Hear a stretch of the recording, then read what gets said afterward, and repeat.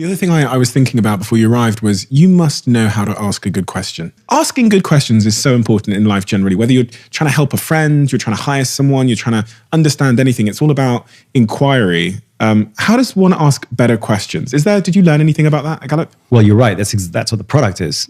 And you would test it out. You would do what's called a concurrent validity study, where you take 100 really good managers and 100 average ones, and you try out 250 questions, and you see which questions elicit patterns of answers that the best people in a role do versus ones that are less successful.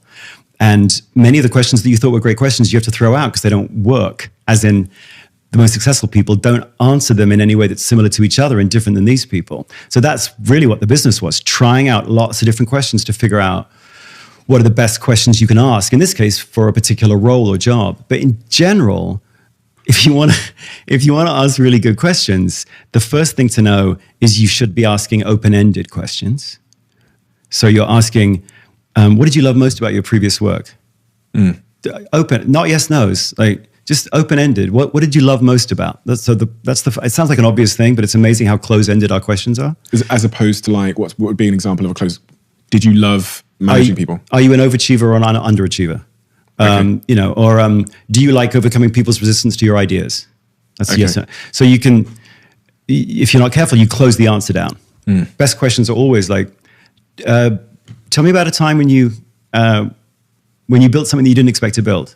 Because it's just open. Hard to measure though, right? If it's open, that's why I think people avoid open questions, right? Because then you get such a variety of answers. How do you put them in categories? Well, when it comes to psychometrics, you have a listen for and you code it. Plus, when you hear the listen for and 0 for everything else, like boiling and not boiling. So when you're actually building an instrument, this may be too inside baseball as it were, but inside cricket. But that's how you do it when you're building an instrument. So for example, you take a question like, how do you know if you're doing a good job of listening? Let's say that you're trying to figure out empathy. And you decide that one of the ways to measure empathy would be a question like, how do you know if you're doing a good job of listening? So you take your study group of highly empathetic people, your contrast group of less, and you experiment with a whole bunch of questions. One of them is that one. Well, it turns out, by the way, that one does have a listen for, a really good listen for. What's a listen for? A pattern of responses that the most empathetic people all seem to share, even though they don't know one another. Okay. And the listen for, if you imagine all the possible answers to that question, how do you know if you're doing a good job of listening? You could imagine somebody saying, well, if I can repeat back to the person what they said, or if I just nod, or like all sorts of, if I mirror their body language. Turns out the most empathetic people all say the same thing.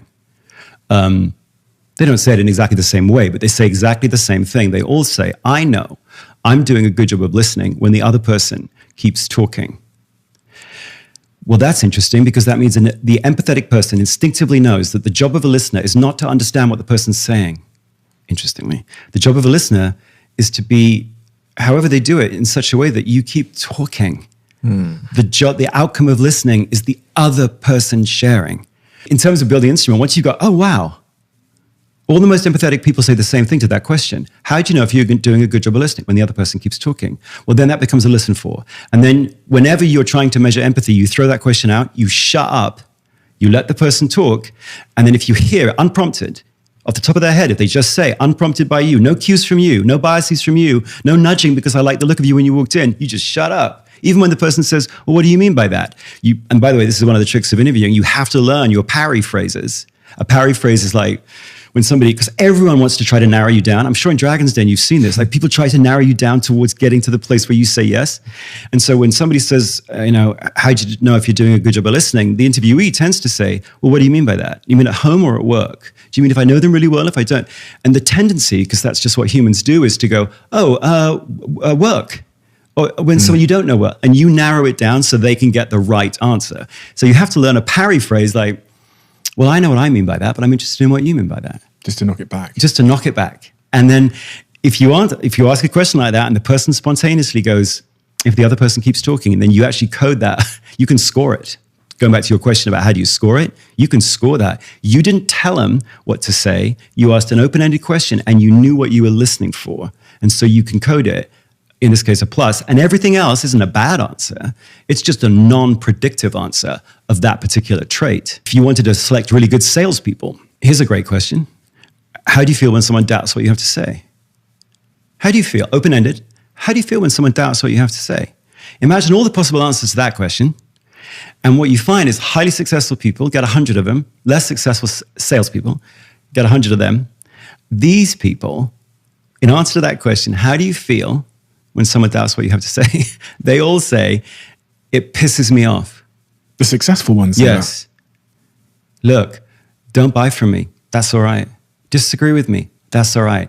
Don't doubt me. What we did call it this, a negative emotional reaction. Because